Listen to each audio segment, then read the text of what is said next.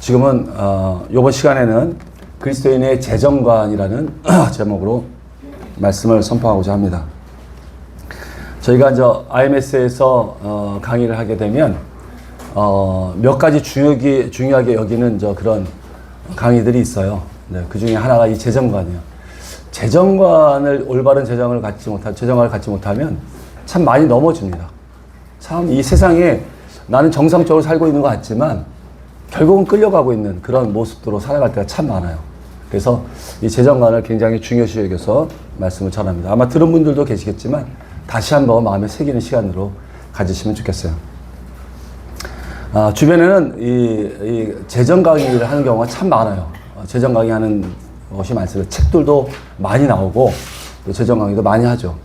그래서 어떻게 하면 내가 성경적으로 좀 돈을 벌 수 있을까? 막 이런 걸. 그냥 막 세상 방법으로 이렇게 막 돈 버는 게 아니라 어떻게 하면 성경적으로 해서 돈을 벌 수 있을까라는 그런 고민이 많으셔서 이런 재정 강의들을 참 우리가 많이 듣는 것 같아요. 많이 즐겨 듣는 것 같아요.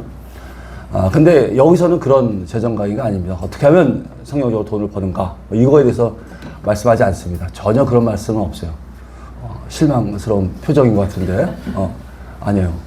이거는 우리 그리스도인이 되었으면 이제 우리는 그런 것이 아니라 어떻게 하나님의 관점으로 이 재정을 바라볼 수 있는가, 이거에 대해서 우리가 한번 돈의 진정한 의미가 무엇인지 이거에 대해서 한번 나눠보고자 하려고 합니다.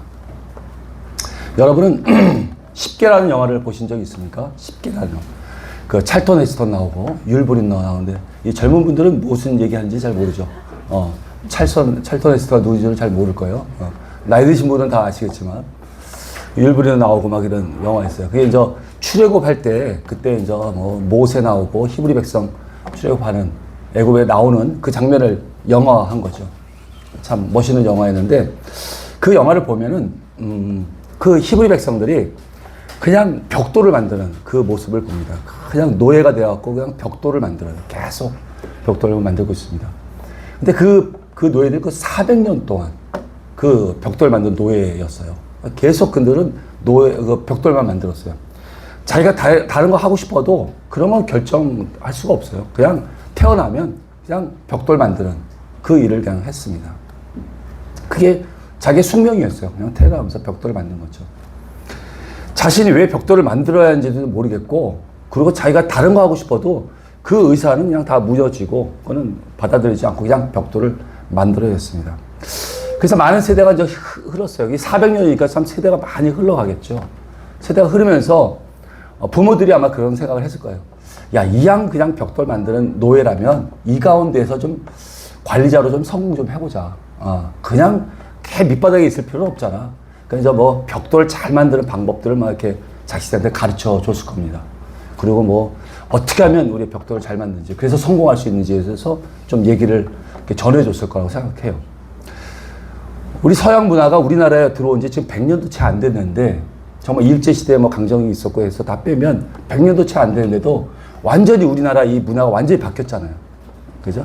그 전에 뭐 이 상투 쓰고 막 이런 그런 상태였지만 그런 게 이제 싹 없어지고 완전히 서양 문화가 완전히 바뀌었죠. 100년이 안 됐는데도 그래요. 근데 400년 동안 그 벽돌을 만들고 종살이를 했다면 그들만의 종살이 아마 문화가 있었을 겁니다. 400년 동안 해왔기 때문에. 그 가운데는 반드시 이 벽돌로 성공해야 할 그런 야망을 가진 종도 있었을 거예요. 그리고 뭐 학문도 배웠을 겁니다. 우스꽝소리는 막 그냥 뭐 벽돌의 성공학 뭐 이런 것도 있었을지도 모르고, 네, 뭐 벽돌의 뭐 정상에서 만납시다 뭐 이런 책들도 뭐 나와갖고 막 이렇게 돌리고 그랬을 거예요. 왜 400년이라는 거 엄청나게 긴 세월이거든요. 종을 그렇게 살았으니까. 그래서 그 사람들은 그렇게 400년 동안 그렇게 고기도 먹고 뭐 부추도 먹고, 민수기 보면 부추도 먹다고 그래요. 부추도 먹고 그렇게 사랑하고 결혼하고 또 애들 낳고 또 애는 성장하면 또 종이 돼서 벽돌을 만들고 그렇게 살아왔습니다. 근데 결국은 그렇게 자기들에게 종살이 시키고 있는 그 애굽의 나라를 그냥 견고케 하는, 그 성을 쌓는 그 역할만 하고 있는 것이었는데 말이죠. 잠시만요.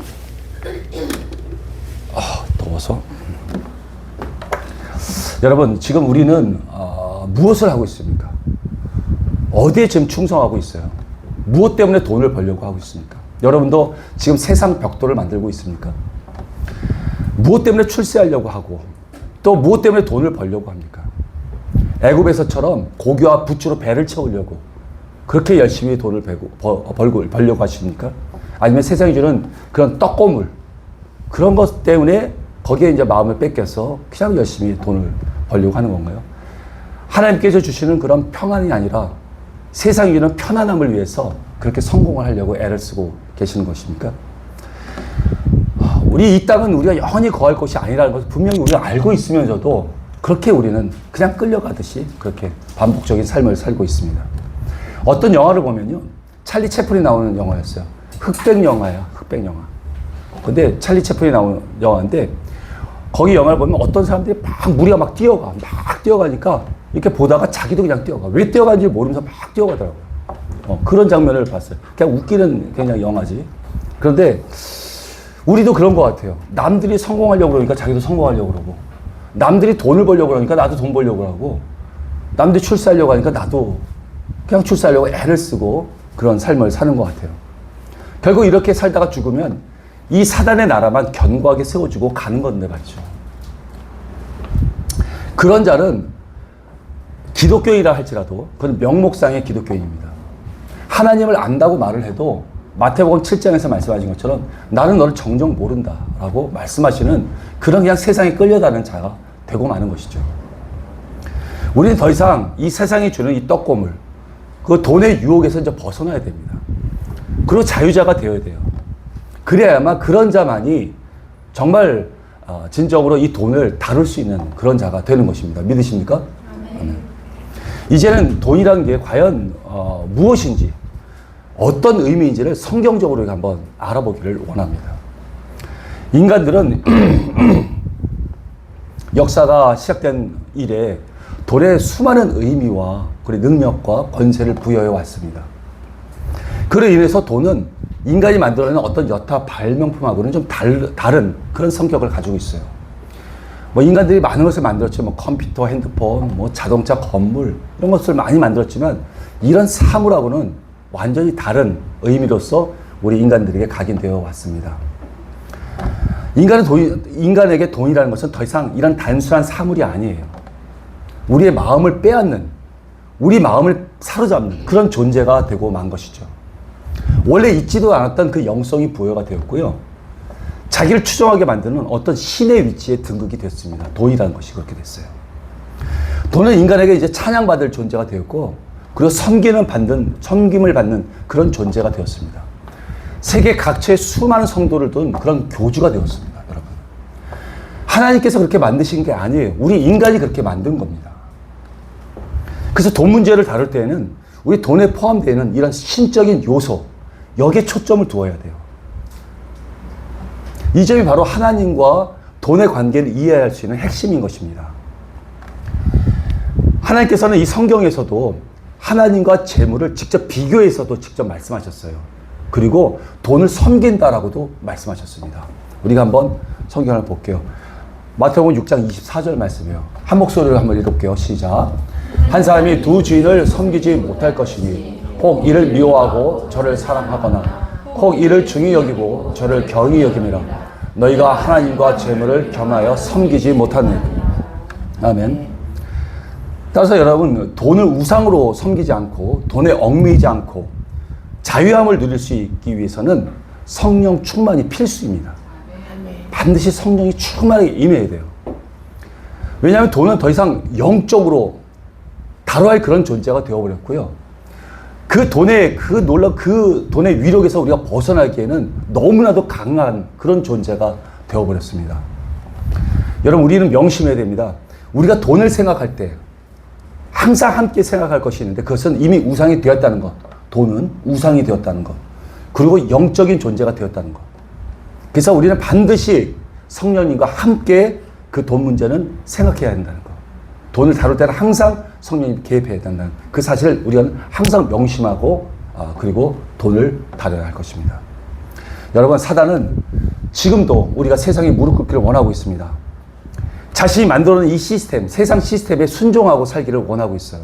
마치 애굽 사람들이 히브리 백성들에게 벽돌을 만드는 그런 노예로 살았던 것처럼 그렇게 우리가 순종하며 살기를 원하고 있습니다. 많은 기업들이 여러분 하나님의 이름을 내걸고 기업을 운영하려고 합니다. 그래서 하나님의 방법대로 경영하려고 그래요. 조그맣게 장사하는 사람도 마찬가지입니다. 그렇게 이제 하나님의 기업이다 이러고 하나님의 방법도 기업을 운영을 하죠. 그런데 대부분 거의 100이면 100 거의 중간에서 멈춥니다. 하나님의 방법으로 하겠다고 해놓고는 중간에 멈춰요. 되질 않으니까. 너무 힘들잖아요. 왜냐하면 하나님의 방법을 하려면 너무 제약이 많아요. 여러분. 너무 힘듭니다. 그리고 시작할 때부터 하나님께서는 그 사람을 이제 떠옵니다. 왜냐하면 처음부터 하나님부터 시작한 것이 아니라 이제는 어느 정도 돈을 좀 벌고 나서 좀 내가 좀 든든하니까 이제는 정말 하나님의 기업이라고 이제 걸어놓고 그러고 이제 기업을 운영하고 싶어서 그렇게 걸어놓은 거예요. 그러니까 하나님은 그것을 보고 싶어 하시는 거예요. 기복신앙으로 지금 이 기업을 이끌어가고 하는 건지 정말 하나님을 경외해서 이 기업을 그렇게 하나님의 방법으로 이끌어가려고 하는지 하나님께서 보기를 원하시는 거예요. 그래서 점점 어려워집니다. 막 정말 기업이 점점 어려워지고 힘들어져요. 재산들이 그냥 점점 없어져요. 기업의 돈이 점점 없어집니다. 왜냐하면요. 하나님의 방법을 하면 너무 어려운 것들이 많아요. 여러분, 정말 어디 가서, 하나님의 방법을 하려면, 탈세도 못 하잖아요. 그죠? 탈세도 못 해요. 어디 가서, 주의를 좀 지켜야 되잖아요. 주의를 지키려면 하나의 기업은 또 문을 닫아야 되잖아요. 안 되잖아요. 그리고 어디 가서 로비도 못 해요. 누구한테 뇌물도 주지 못합니다. 비자금 같은 것도 형성 못 해요. 기업 운영하면서. 아무것도 못 합니다. 왜? 하나의 방법대로 하려니까. 그러니 점점 어려워져요. 정말 하나님 기업이라고 내놓으면 정말 돈을 좀 더 벌 것 같았는데 천만에요. 더 막 없어집니다. 점점 없어져요. 나중에 급기야는 이제는 하나님 방법으로 이제 하지 못해요. 그래서 이제 많은 사람들이 왜냐하면 또 유혹을 합니다. 또 많은 그 사람들이 또 우리에게 어떤 제안을 하죠. 시험을 줍니다. 야, 어떻게 하나님 믿는 그 기업과 그리고 경영은 별개야. 믿음이 따르고 이 전문성 따로야. 경영 따로야. 근데 왜 너희는 자꾸 이 믿음대로 하나님 방법으로 하려고 그래? 그건 이 미련한 짓이야. 너는 경영학도 안 배웠어? 그래서 이걸 하지 못하게 만들어요. 그리고 이제 이거 어려운 문제, 이거 문제 풀어가려면 저 사람들 로비하면 돼. 좀 가서 저 사람들 통해서 내가 아는 사람 좀 연결해 줄게. 그렇게 좀 로비를 해. 그러면 이 문제 해결돼. 아니면 담당 공무원한테 야, 봉투지 좀만 줘라. 야, 그러면 그 일이 깨끗하게 해결되잖아. 이러면서 수없이 이제 우리에게 유혹을 하죠. 또 절세라는 명목으로 해서 탈세를 하게 만들어줍니다. 자꾸 이런 일로 인해서 어려움을 겪게 만들고 아주 이걸 붙잡게 만들어요. 유혹들이 오죠. 근데 이것을 붙잡지 않으면 기업이 이제 망할 것 같아요. 어려워질 것 같아요. 근데 하나님께서는 점점 어렵게 하시는 이유가 하나님은 이 돈의 문제가 아니에요. 돈에 관심이 없어요. 이 기업에도 관심이 없습니다. 오직 하나의 방법으로 기업을 이끌어야겠다는 그 기업주에게 관심이 있는 거예요. 그래서 그 기업주를 달아보는 것이죠. 근데 여기서 멈추지 않으면 자기 이제 완전 재기불능 같은 그런 이제 마음이 들어서 100이면 100 그냥 다 거기서 멈춥니다. 여러분, 이런 사람이 바로 하나님보다 재물을 사랑하는 사람입니다. 결국은 안 돼요. 이렇게 해서 다 넘어져요. 결국 돈을 사랑한 사람, 그리고 재물을 사랑했던 사람이요. 이렇게 해서 다 넘어지게 되는 것입니다. 하나님은 망하게 하려는 게 목적이 아니에요. 그냥 처음부터 하나님과 같이 시작되기를 원하고 계시는 것입니다. 그렇지 않으면 내가 어느 정도 돈을 벌었으니까 하나님도 내가 또 잘 믿는다고 이 믿음도 갖고 싶어 하는 마음. 이게 바로 부자 청년 같은 마음이에요. 이 재물과 믿음을 함께 갖고 싶다는 거예요. 하나님과 돈을 같이 갖고 싶다는 거예요. 그러니까 하나님 이걸 용납하지 않습니다. 이 말씀처럼 같이 할 수 없어요. 제가 그 전에 겪은 작은 사례로서 그 전에 한 20년 전에 제가 이제 사업부장으로 있을 때 우리 회사에서 직영점을 내게 됐습니다. 그래서 제가 이제 상권을 다 그 명동에다 이제 매장을 내려고 상권을 다 조사를 했죠. 그래서 아주 좋은 매장을 구했어요. 간혹 이제 아이템이 잘 맞지 않는 아이템 들어오다 보면 맞지 않아갖고 이제 문 닫는 경우가 있어요. 그때 이제 싸게 잡는 거죠. 그래서 우리가 들어갔어요. 그래서 다 시장서 다 하고 이제 건물자 도장을 찍고 있는데 계약서 쓰고 도장을 찍는데 제가만 도장 찍으면 돼요. 저 사업 회사 법인 도장 찍으면 되는데 계약서 한 장을 더 꺼내는 거예요. 그러면서 다운 계약서를 써야 된다는 거예요. 반도 안 되는 금액으로 다운 계약서를 써야 된다는 거예요. 이거 불법이잖아요. 불법. 그러니까 안 됩니다. 이거 불법이기 때문에 우리 안 됩니다. 이게 회사가 우리가 크리스찬 기업이었거든요. 안 됩니다. 근데 자기네도 안 된대요. 그래서 그러면 여기서 나오는 세금들을 저희가 다 낼 테니까 그냥 합시다 라고 얘기했어요. 근데 그래도 안 돼요. 임대사업자로서 과표가 올라간대요. 그러니까 안 된다는 거예요. 그래서 아무리 설득해도 안 돼요. 그냥 할 수 없이 일어났어요. 일어나서 계약을 못했죠. 근데 이제 수개월이 지난 다음에 다시 이번에 가맹점으로 이제 명동에다 낼 일이 있었어요. 가지고 명동에 와서 또 다시 시장 조사를 했죠. 요번엔 점포가 그전보다 훨씬 좋은 자리예요. 그냥 막 사람들이 어마어마하게 쏟아져 있는 그냥 그 길목이에요. 거기에 싸게 나왔어요. 그래가지고 너무 좋아서 이제 이걸 잡고 그 가맹주한테 여기서 하면 성공할 것 같다. 그래서 이제 건물주한테 계약을 하는데 여기는 반의 반도 안 되는 금액으로 다운 계약서를 또 써야 된다는 거예요. 아무리 설득해도 뭐 안 될 것 같아서 제가 그냥 일어나서 가자고 그랬죠. 그런데 그 사람은 그냥 하겠다는 거예요. 그냥 하겠다. 괜찮습니다. 그냥 하겠습니다. 크리스찬이에요, 크리스찬. 가맹점주가. 근데도 아무런 그런 뭐 전혀 꺼리낌이 없어요. 꺼리낌이 없이 그냥 하게 되었습니다. 여러분, 정말 돈이란 그 유혹은요, 우리가 살고 있는 모든 각 도처에 깔려 있습니다. 우리가 깨어있지 않으면 순식간에 넘어져요. 그냥 이게 당연하다. 이 정도는 괜찮아. 라고 생각하는데도 그냥 넘어지게 되어 있습니다. 그렇게 수없이 우리를 유혹하는 것이 도처에 그냥 깔려 있어요. 깨어있지 않으면 안 됩니다. 그래서 빌리그람 목사가 이런 말을 했어요. 돈은 우리의 영성을 깎아먹는 아주 최대의 적이다. 최대의 적이다. 정말 그 말이 맞아요. 우리 영성을 까먹을 수 있어요. 얼마든지 돈은. 또 사단은 우리에게 늘 그렇게 얘기합니다. 우리에게. 나는 너에게 돈과 명성을 줄 테니까 넌 나에게 영성을 다오. 우리에게 딜을 하려고 그래요. 정말 우리는 깨어있지 않으면 우린 넘어집니다. 마태복음 6장을 한번 읽어봤으면 좋겠어요. 마태복음 6장이 정말 로고스이신 우리 예수님, 말씀이신 예수님께서 이 땅에 오셔서 재물에 대해서 직접 말씀하신 거예요. 마태복음 6장 19절에서 30절. 그러니까 너무너무 귀해요. 귀한 말씀인데 우리가 이것을 어떨 때 너무 그냥 소홀하게 여깁니다. 굉장히 귀한 말씀입니다. 좀 길지만 우리가 그래도 한 목소리로 한번 교독해서 한번 읽어보도록 하겠습니다. 제가 먼저 읽을게요. 너희를 위하여 보물을 땅에 쌓아두지 말라. 거기는 좀과 동록이 해하며 도둑이 구멍을 뚫고 도둑질을 하느니라. 오직 너희를 위하여 보물을 하늘에 쌓아두라. 거기는 좀이나 동록이 해하지 못하며 도둑이 구멍을 뚫지도 못하고 도둑질도 못하느니라. 내 보물이 있는 그곳에는 내 마음도 있느니라.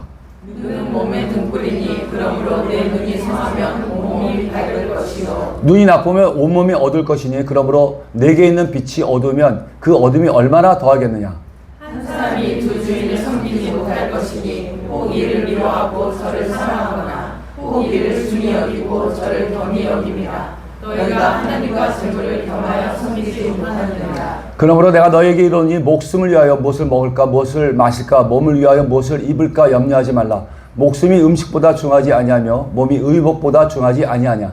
공중에 새를 보라. 심지도 않고 거두지도 않고 창고에 모아들이지도 아니하되 너희 하늘 아버지께서 기르시나니 너희는 이것들보다 귀하지 아니하냐. 너희 중에 누가 염려함으로 그 키를 한 자라도 더할 수 있느냐. 또 너희가 어찌 의복을 위하여 염려하느냐. 그의 가파가 어떻게 자라는가 생각하여 보라. 수고도 아니하고 길쌈도 아니하느니라. 그러나 내가 너희에게 말하노니 솔로몬의 모든 영광으로도 입은 것이 이 꽃 하나만 갖지 못하였느니라. 오늘 있다가 내일 아궁이에 던져지는 들불도 하나님이 이렇게 입히시거든 하물며 너희가 오냐 이들이 작은 자라. 그러므로 염려하여 이르기를 무엇을 먹을까 무엇을 마실까 무엇을 입을까 하지 말라. 이는 다 이방인들이 구하는 것이라. 너희 하나님 아버지께서 이 모든 것이 너희에게 있어야 할 줄을 아시느니라. 그런즉 너희는 먼저 그의 나라와 그의 의를 구하라. 그리하면 이 모든 것을 너희에게 더하시리라. 그러므로 내일을 위하여 염려하지 말라. 내일은 내일이 염려할 것이요 한 날의 괴로움은 그날로 족하니라. 아멘. 20절에 보면은 보물을 하늘에 쌓아두라라고 말씀하십니다. 이 말씀은 우리를 위해서 하신 말씀이에요. 하나님께서 뭐 보물이 필요하시겠습니까? 천국에 가면 이 바닥에 보도블록 깔려있는 게 금이라고 그러는데 뭔 보물이 필요하겠습니까? 그죠? 그것은 우리가 이 땅에서 예수님의 이름으로 불우한 이웃을 돕고 어려운 사람을 돕고 구제하고 그리고 하나님의 일을 위해서 재정을 사용할 때 그것은 하늘에서 보물로 여기는 것으로 쌓여진다는 뜻입니다. 그래서 우리를 위해서 하나님 말씀하시는 거예요. 하나님께서 그걸 보물을 취하려고 하신 것이 아니잖아요. 그렇죠? 우리 보물이 있는 곳에 우리의 마음이 있습니다. 자신이 돈이 있는 곳에 그 마음이 있다는 거예요. 여러분 만약에 어려운 사람들이 있는 걸 보고 불쌍히 여겨요. 그리고 막 힘들어하는 사람들을 보면 정말 안타까워하는 마음이 있고 힘들어하는 사람들 보면 정말 도와주는 마음이 있어요. 우리 가운데 그런 긍휼의 마음이 많이 있습니다. 그런데 막상 돈으로 그걸 도와주지 않으면 그 사람 마음은 거기에 없는 겁니다. 그 마음이 없는 거예요. 또 이런 사람이 얘기할 거예요. 그럼 이렇게 얘기할 거예요. 정말 돈이 하나도 없습니다. 라고 얘기할 수 있죠. 여러분, 예수님이 말씀하셨잖아요. 과부의 둘의 똥이 있잖아요. 정말 없어요. 자기 생활비 전부를 다 드릴 정도로 그게 마음이 있는 것입니다. 그런데 우리는 그 정도는 아니잖아요. 굶을 정도는 아니잖아요. 그냥 우리는 어떠든지 그 마음을 전달할 수 있어요. 근데 이 돈이 재정이 그리로 가지 않는다면 그것은 마음이 없는 거예요, 여러분. 전에 여기서 읽었던 이 말씀 가운데서 갑자기 6장 22절하고 23절 보면 눈이 어두워진다는 말씀을 합니다. 왜 갑자기 이 보물과 또 돈 얘기를 하다가 갑자기 이 눈 얘기를 하고 계실까요? 그것은 여러분 간단합니다. 땅에 보물을 쌓고 그 보물만 계속 바라보고 있으면 눈이 어두워져요. 하늘을 바라보지 못하고 이 땅에 있는 것만 보게 되는 거니까. 닭이 그렇잖아요, 닭이. 닭의 보물은 뭐예요? 모이잖아, 모이. 그러니까 계속 모이만 바라보고, 그거만 쪼고 있어요. 땅만 바라보고 있습니다. 보물을 이 땅에 넣었기 때문에 그래요. 자기가 날개가 있는데도 날 줄을 몰라요. 땅만 보니까. 땅에 보물이 있으니까. 자기가 독수리인데 독수리처럼 천국을 보고 바라보지를 못해요.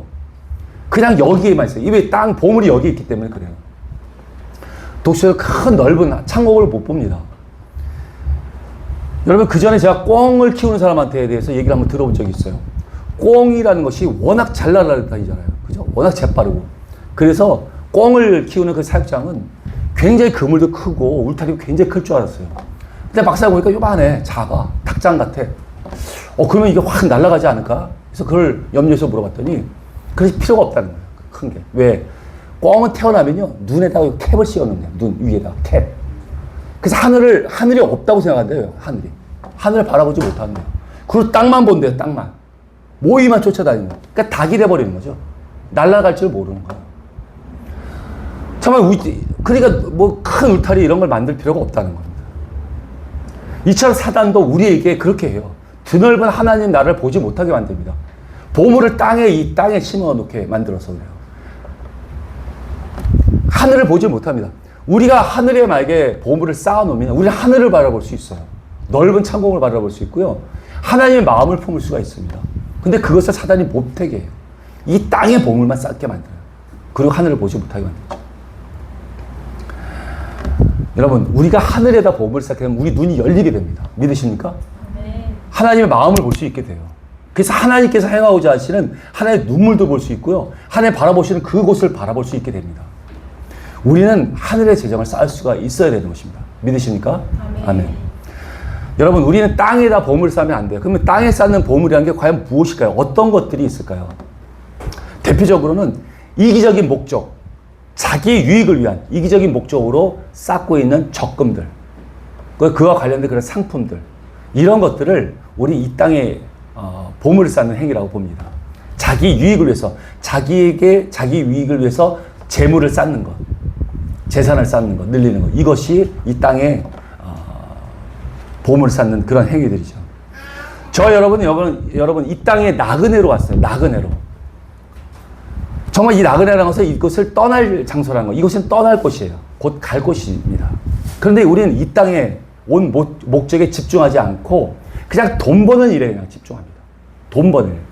어떻게 하면 집 한 칸 마련하고 내가 어떻게 하면 재산을 모을까에 집중하고 있어요. 누구 말대로 정말 집 화장실 하나 있는 거에서 화장실 2개짜리 만들다가 그거에 인생 다 보내요. 그래서 화장실 2개짜리 집을 딱 하나 마련했어. 요즘은 3개짜리일 수도 있겠죠. 화장실 3개짜리. 3개짜리야 딱 마련했다. 그러면 인생 황혼이야. 끝났어, 인생. 이제 인생 정리해야 돼. 아, 그러니, 여러분, 이거는 여러분 속임수예요, 속임수. 사단의 속임수예요.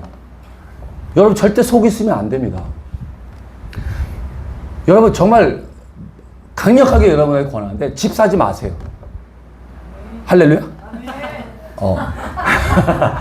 너무 어려우시면 그냥 이건 패스하세요. 그냥 믿음대로 하는 거니까, 믿음대로. 나 집 모으려고 그러는데 막 이러면 막 너무 어려워. 그러면 그냥 믿음대로 하세요. 그러면 예, 모으세요. 뭐 할 수 없어. 이건 그냥 믿음대로 하는 거야.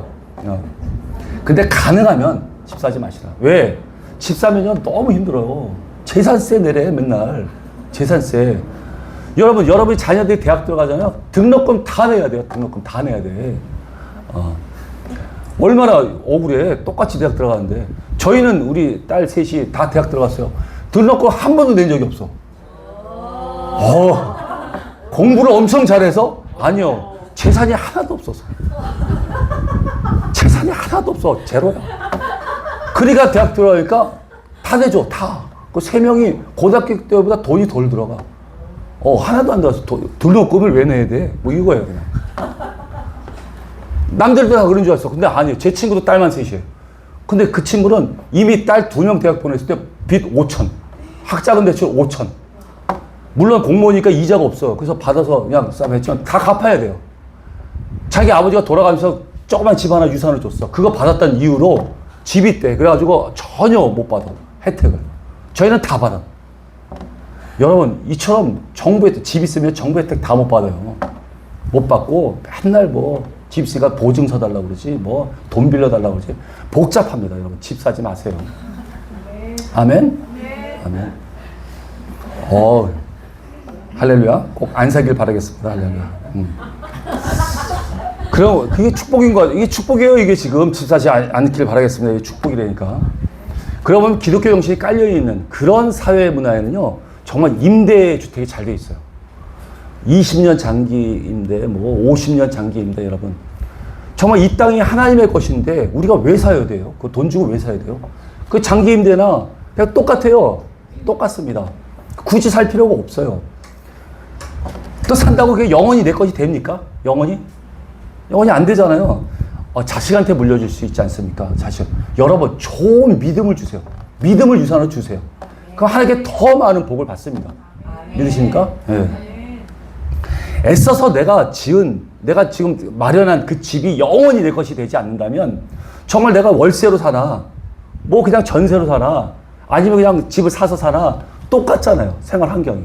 아파트 전세 사는 거, 월세 사는 거 아세요? 집주인이 누군지? 몰라. 환경 똑같아. 그냥. 근데 다른 건 하나 있어. 그냥 등기상에 이름 하나 들어가 있다는 거. 그거 외에는 똑같아요. 모든 환경이 똑같아요. 저는 평생 월세로 살았어요. 평생 월세로. 할렐루야? 자랑이다 그러려고 그랬죠. 평생 월세로 살았어요. 근데 몇 년 전에 하나님의 은혜로 임대 아파트에 들어갔어. 야, 임대 아파트 이렇게 좋아. 임대 아파트가. 아주 너무 좋은 데 들어갔어요. 서울에 저 구로동에 있는 데 들어갔는데 천왕 이펜하우스라고 아주 번쩍번쩍해요. 거기가 임대 아파트야. 야, 이거 살려면 한 10억 줘야 되는 거야. 근데 저희는 그냥 임대 아파트가 새 거야. 와, 거기 들어갔어요. 저는 공인 중개사 자격증도 있는데 집에 대해서 너무 몰라. 하나도 몰라. 어떻게 하는지도 몰라. 관심이 없어. 그러니까 우리 어머니가 너무 안 됐나 봐. 그래가지고 해도 안 되니까 제 아내한테 저 모르게 살짝 얘기해. 야, 아무리 돈을 안 모아도 맨날 제로로 사냐. 조금이라도 뭐하라. 청약저축만 해도 좀 들어라. 그렇게 얘기하셨나 봐요. 아내가 제가 이제 임대 앞에 들어가기 한 5년 전에 청약저축을 들었어. 저 몰래. 근데 이만 또 어느 순간에 제 큰딸이 저한테, 하나님이 더 급한 거야. 그래서 저한테, 큰딸이 아빠 임대 아파트라는 게 있대요. 거기 지원하면, 좋아요. 아주 싸답니다. 어떻게 하는 건데? 뭐 이렇게 하면 된대. 서울에 되네. 서울, 많은 사람이 떨어진대. 그냥 한번 넣어보자. 그래. 딱 넣었더니 바로 붙었어. 그러니까 우리 와이프가 이제 5년 동안 보는 게 이제 그때 발견된 거죠. 그래가지고 모든 것이 합력해 선을 이룬다는 뭐 이런 말로 해서 들어가게 됐어요. 와, 너무 좋은 거야. 이런 데서 나 너무 미안해, 살기가. 저 이렇게 좋은 데 살아도 되는가.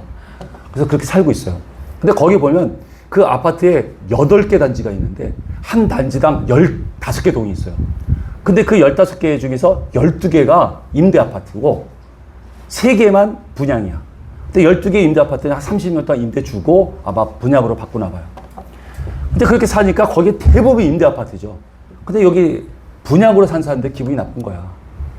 이 임대 아파트 동네에서 내가 저런 임대 아파트 사는 사람하고 동격이라고 생각하니까 기분이 나쁜 거지.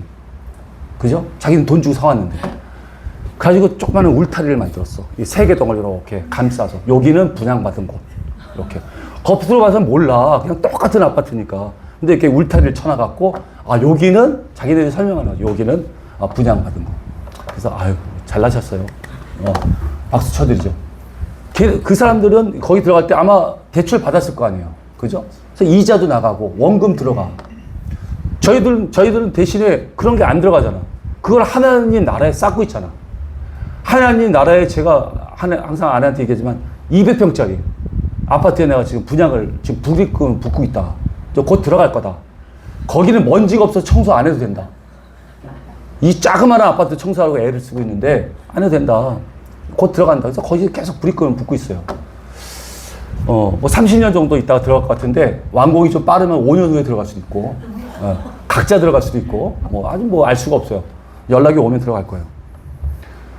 저는요 그래가지고 그렇게 살고 있어요. 그렇게 사는 게 맞는 것 같아요. 하나님 나라의 재정을 쌓는 게 맞아요. 그 사람들은 하나님 나라 들어갈 때 이제 어떻게 들어갈까? 이게 남은 거 뭐 할 거예요? 이거 가지고 하나님 나라 때 아무것도 없는데 들어갈지 있는지 그걸 모르겠지만 우리는 항상 든든한 마음이 있어요, 여러분. 여러분 우리가 그런 마음을 가지고 살아가야 돼요. 하나님 아버지에 거할 것이 많다고 그랬잖아요. 우리는 거기에다 재정을 갖다 부어야죠. 아멘. 네. 여러분 출애굽기 11장 1절 3절 말씀 한번 읽어보겠습니다. 교독에서 한번 읽어볼게요. 제가 먼저 읽을게요. 여호와께서 모세에게 이르시기를 내가 이제 한 가지 장을 바로와 애굽에 내린 후에야 그가 너희를 여기서 내보내리라. 그가 너희를 내보낼 때는 여기서 반드시 다 쫓아내리니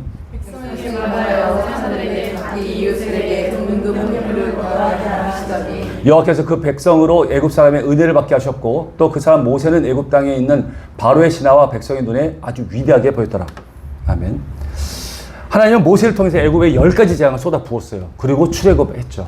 근데 출애굽할 때 그 애굽 백성들이 아주 놀랍게 보였어요. 이 이스라엘 백성들이 아주 너무 귀하게 보였어요. 귀하게 보였어요. 그래서 은금 패물을 다 받고 나오게 하셨습니다. 존귀하게 그렇게 보이게 하셨죠. 하나님 정말 멋있어요. 정말 그런데 그 금은 보화가 애굽에 있을 때는 그거는 애굽성을 견고하게 쌓는 그런 재정이 되었어요. 그런데 이 금은 보화가 이스라엘 백성에게 넘어왔을 땐 이것은 하나님의 거룩한 재정이 된 것입니다. 만약에 여러분 1억 원이란 돈이 있어요. 근데 그 믿지 않는 자에게 그 1억 원이 있다면 그것은 그 사람들이 술 먹고 사치하고 그 자기 유익을 위해서 쓰는 돈이 될 것입니다.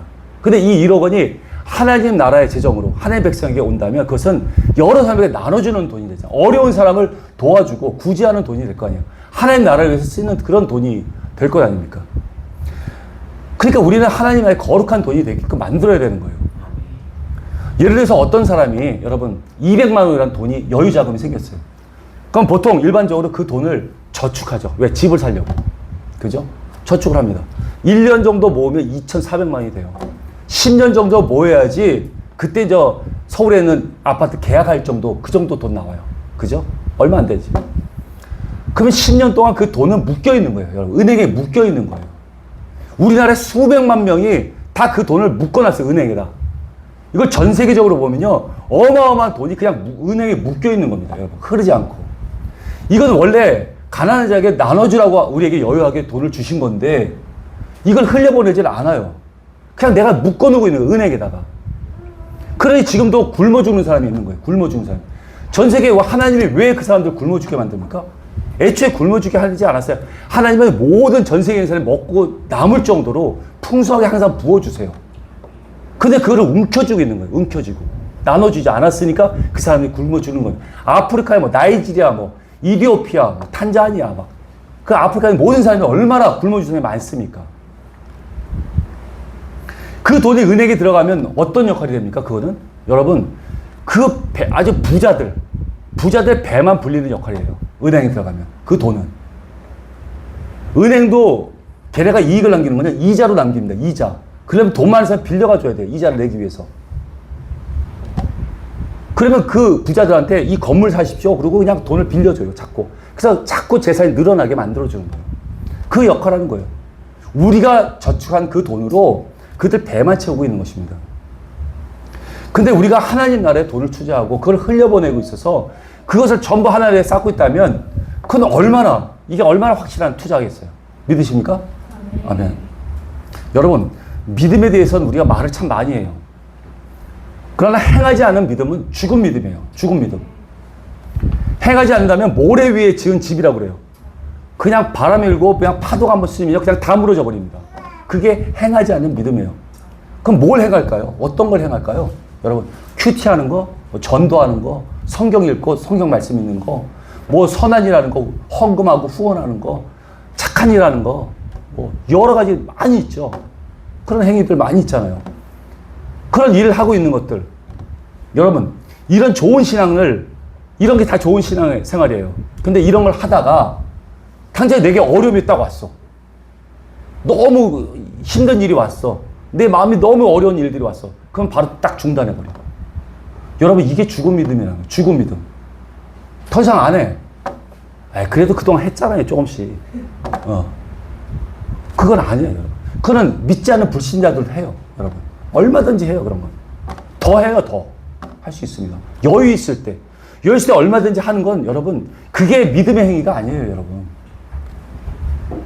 근데 만약에 내가 어려운 일이 있을 때 바로 그걸 멈춰버린다. 그러면 여러분, 세상에서, 세상 시스템에서 나에게 어려움을 주겠죠. 내가 좋은 일 할 때. 어려움을 주겠지. 이 세상 신이 어려움을 줄 거 아니에요. 환란을 줄 거 아니에요. 그러면 딱 멈춰. 그럼 누구의 지배를 받고 있는 거예요? 누구의 지배를 받고 있는 거예요? 사탄의 지배를 받는 거 아니에요? 이 세상 신의 지배를 받는 거 아니에요? 쟤는 그냥 내비둬. 내가 그냥 이거 딱 어려움만 주면 그냥 딱 멈추는 애야. 신경도 쓰지 마. 자기 좋아서 지금 하고 있는 거야. 자기 좋아서 하는 거야. 그런데 조금만 어려움 생기면 멈추는 애니까 신경도 쓰지 마. 그렇게 얘기해요. 이런 신앙생활을 하기 때문에 이 세상이 바뀌질 않는 거예요. 정말 믿음이라는 것은요, 어떤 어려움이 오고, 어떤 시험과 유혹이 와도요, 끝까지 하는 겁니다. 믿으십니까? 끝까지 주님의 말씀대로 하는 거예요. 만약에 주님이 이제 그만해라, 이제 멈춰라. 그러면 그때 멈추는 거예요. 그게 믿음이에요. 근데 이제 우리가 알고 있으면, 아멘 하는 거죠, 우리. 할렐루야. 우리라도 이렇게 성경적인 삶을 살아야 되잖아요. 그죠? 여러분, 이것이 바로 세상을 이기는 믿음인 겁니다. 항상 말로만 세상을 이기는 믿음. 웃지 말고, 버벅거리다가. 제가 버벅거리는 걸 자꾸 이렇게 신경 쓰지 마십시오. 내 안에는 이 말씀만 기억하세요. 내가 그렇게 기도했어요. 할렐루야. 우리가 세상을 이기는 믿음은 바로 이런 거예요. 어떤 이 세상이 말하는 것, 이런 것들을 듣는 것이 아니라 하나님이 말씀하시는 대로 끝까지 가는 것. 이것이 세상을 이기는 믿음인 것입니다. 이런 걸 안 하니까 교회에서도 그냥 어려움이 오면 가장 먼저 선교회비를 끊어요. 선교 후원금을 끊어. 아니, 그러면 선교사를 하려다가 이 일이다 마음 터지고, 그러면 어떻게 오라고? 다시 돌아오라고? 안 되잖아요. 그냥 끝까지 하게도 내비도 되죠. 제일 먼저 뭘 줄여야 돼? 밥을 줄여야지, 밥을. 밥을 왜 이렇게 많이 잘 먹어, 교회에서. 그런 거만 끊어도 선교회비 충분히 나가는데. 우리가 먼저 끝까지 하나님의 말씀대로 할 수 있는 거, 멈추지 말고 하나님 멈춰! 라고 할 때까지 끝까지 가는 게, 이게 믿음인 것입니다. 믿으십니까? 그러면 어떻게 하는 것이 하나님 나라의 재정을 쌓는 것인가? 위와 같은 우리 이런 재정관을 가지고 있으면서 가장 먼저 지역교회를 섬겨야 돼요. 지역교회에다 재정을 부어야죠. 그리고 선교단체에 재정을 부어야 됩니다. 그리고 믿음의 공동체에도 재정을 부어줘야 돼요. 그리고 믿음의 주님의 사역자들, 그리고 또 고아와 과부들, 그리고 가난하고 소외된 자들, 또 선한 일들, 이런 거에 다 우리가 재정 흘려보내는 것이 이거 하나님 나라에 쌓게 되는 것입니다. 여기서 선한 일이라고 말하는 것은 여러분, 그냥 우리 기독교에서 하는 것만 생각하지 마세요. 그냥 열방을 품고 있는 하나님의 넓은 마음으로 그 모든 선한 일에 그냥 다 참여하시기 바랍니다. 그러나 그러나 하나님께서 말씀하셨어요. 믿음의 사람에게 먼저 하라고. 우리 한번 읽어볼까요? 갈라디아서 6장 10절 말씀. 함께 읽을게요. 시작. 그러므로 우리는 귀에 있는 대로 모든 이에게 착한 일을 하되 더욱 믿음의 가정들에게 할지니라. 우리가 하나님의 나라를 위해서 하는 그 일에 먼저 해주세요. 그래서 하나님 그들이 하는 일이 모두가 복음을 전하고 생명을 살리는 일이잖아요. 그냥 먹고 뒤처럼 먹다 죽어라. 그래서 그냥 먹는 거에만 그냥 전념하는 이런 사역이 아니라 일반적인 다 그 사역이잖아요. 먹고 잘 살게 하기 위한 사역. 근데 우리 영혼을 구원하는 건 영생을 주기 위한 사역이잖아요. 거기에 먼저 집중하는 것이 중요하다. 하나님께서 그리고 우리에게 공급하실 때는 두 가지를 주십니다. 두 가지. 하나는 먹을 양식과 심을 씨를 주세요. 심을 씨.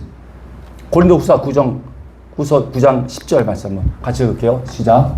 심자에게 씨와 먹을 양식을 주시는 이가 너희 심을 것을 주사 풍성하게 하시고 너희 의의 열매를 더하게 하시니. 아멘.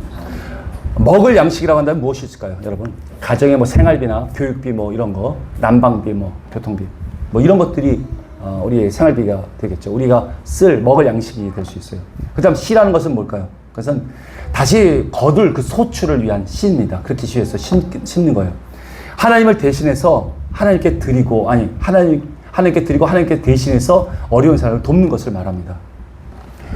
이러한 농부들은요, 이러한 씨, 하나님께 심는 이 씨는요, 가장 우량 품종으로 쟁겨놓습니다. 왜?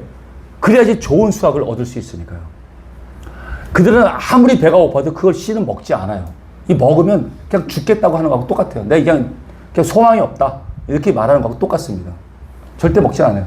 오히려 풍성한 수확을 위해서는요, 씨를 더 많이 남겨놓죠. 그죠? 더 많이 남겨놔요. 더 많이 심어야 더 많이 거둘 수 있으니까요. 여러분에게 주신 그 씨는요, 심으라고 주신 씨는 절대 드시면 안 됩니다. 그리고 다 심어야 돼요, 하늘에다가. 작정이 있던 헌금들, 그 다음에 후원하기로 했던 것들, 11조, 뭐 이런 것들. 전부 다 여러분, 구제헌금 하기로 했던 거, 이런 것들은 절대 먹어서는 안 돼요. 흘려보는 하늘에 쌓으라고 여러분에게 주신 겁니다. 우리는 이곳에 잠깐 살다가 갈 그런 사람들이에요. 그러면 우리 성경적인 방법으로 살아야 하는 것입니다. 믿으십니까? 우리가 재정을 바르게 쓰기 위한 조건이 있어요. 성경을 바르게 쓰기 위한 조건이 있는데 첫 번째는 우리의 마음가짐입니다. 마음의 태도예요. 가장 먼저는 자기의 권리를 포기할 수 있는 마음이 있어야 됩니다. 마태복음 19장 21절 22절이에요. 한번 같이 읽을게요. 시작. 예수께서 이르시되 내가 온전하고자 할진대 가서 내 소유를 팔아 가난한 자들에게 주라. 그리하면 하늘에서 보화가 내게 있으리라. 그리고 와서 나를 따르라 하시니 그 청년이 재물이 많으므로 이 말씀을 듣고 근심하며 가니라. 여기서 권리라는 것은 마땅히 누릴 수 있는 하나님이 우리에게 주신 은혜를 말합니다. 이런 것은 우리가 누릴 수 있는 권리들이에요. 그런데 이 권리를 먼저 우리는 포기할 수 있어야 됩니다. 포기할 수 있어야 돼요. 왜냐하면 그래야 예수님과 동행할 수 있습니다. 예수님 모든 것을 다 포기하셨어요. 자신이 가지고 있는 모든 걸 포기하셨어요. 그 때문에 우리도 그런 거 포기할 수 있어야지 예수님과 함께 동행할 수가 있습니다. 근데 이런 권리를 포기하지 못하는 이유가 있어요. 그것은 하나님께서 우리를 먹이시고 입히시는 것을 경험해 보지 못했기 때문에 그래요. 하나님께서 우리를 먹이시고 입히고 기르시는 것을 경험해 보지 못했기 때문에 그렇게 내 것을 포기하지 못합니다. 왜? 내가 다 벌은 것이라고 생각하잖아요. 내가 벌은 것. 고와 같은 마음을 가지고 있어요. 이건 내가 벌었어. 그러니까 이걸 남에게 나눠줄 수가 없어. 내가 힘들게 벌었는데. 그런데 하나님 앞에 자녀가 되었고 믿음이 굳건하고 거듭난 자는요, 이게 하나님 아버지를 만났기 때문에 하나님께서 다 주신 것인 걸 알아요. 그래서 하나님께서 원하는 곳으로 흘려보낼 수가 있습니다. 이건 내 거 아니라는 걸 알기 때문에. 여기 왔던 부자 청년도 마찬가지예요. 이 부자 청년도 영생이 좋다는 걸 알아요. 그래서 예수님께 영생을 구하려고 왔어요. 그런데 하나님 앞에 나올 수 없었던 이유는 자기가 가지고 있던 그 권리를 포기할 수 없었기 때문에 그렇습니다. 그래서 하나님 앞에 그 제자로서는 탈락이 된 거예요, 여러분. 그런 하나님과 재물을 동시에 차지하고 싶었던 마음이었던 거죠. 여러분, 만약에 여러분이 부자 청년이었다면 여러분은 어떻게 하시겠습니까? 정말 너무 안타깝지 않습니까? 너무 안타깝잖아요. 그냥 쫓겨났어요. 거의 다 왔는데. 다른 구절 보면 예수님께서 그를 사랑하셨다고 했어요. 아주 사랑스러워하셨다고 했어요. 근데 그것을 가지 못했어요. 여러분이 만약에 주님께서 나를 기른다는 걸 온전히 믿는다면 내게 있는 모든 것을 하나님께 다 드리고 그리고 주님이 공급하신 것으로 살아갈 수 있도록 그런 삶을 선택할 수 있겠습니까? 마가복음 10장 21절에 보면 똑같은 내용인데 여기서는 이 부자 청년한테 뭐라고 했냐면 네가 가지고 있는 거 모든 것을 다 팔라고 합니다. 그냥 다 팔라고. 그냥 저 반만 팔아도 되는데 이거 다 팔래. 다 팔고 나눠주고 와서 나를 따르라고 얘기합니다. 삭개오 같은 자는 반만 팔아도 그 집에 천국이 있다고 이렇게 하나님이 말씀하셨는데 왜 부자 청년은 다 팔라고 하셨을까요? 그는 이 재물이 우상이었기 때문에 그래요. 그래서 완전히 제거시키려고 하셨던 거예요. 사랑하기 때문에. 여러분 만약에 1억 원의 전세에 살고 있었어요. 1억 원의 전세. 그러면 여러분 7천만 원, 그걸 팔아서 7천만 원을 가난한 자가 다 나눠주고 3천만 원 보증금에 월세로 들어갈 수 있겠습니까? 그런 삶을 살 수 있겠어요? 여러분 지금 이 주님은요, 이 부자 청년이 그보다 더한 것을 말씀하시는 거예요. 다 팔라고 그러는 거예요. 그러고 나에게 쫓으라고 얘기하시는 거예요. 그렇다고 제가 지금 청빈주의를 얘기하는 건 아니에요. 기독교는 청빈주의를 말하지 않아요. 다만 함께 성장하자. 함께 처음부터 시작하자는 거예요. 하나님은. 중간에 그냥 하나님이 딱 들어와서 마치 모든 것을 하나님이 주신 것처럼 제가 포장해서 얘기하겠습니다. 하나님 그냥 영광만 받으세요. 이러하는 싫어하세요. 내가 뭐 그런 걸 못해서 그래.